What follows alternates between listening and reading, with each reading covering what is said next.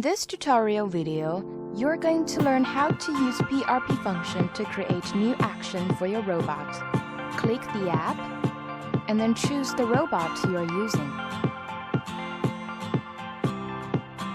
Connect the robot via Bluetooth.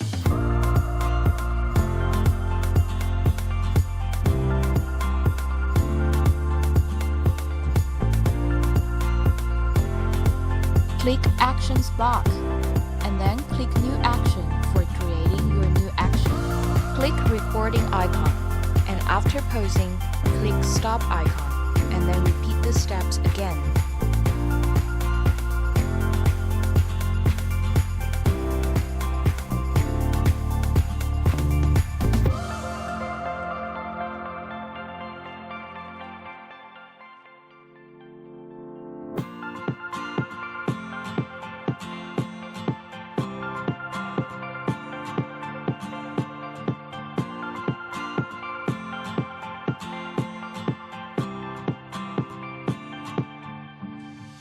Click Tick icon on the top left corner for saving, and then choose Category and rename your new action.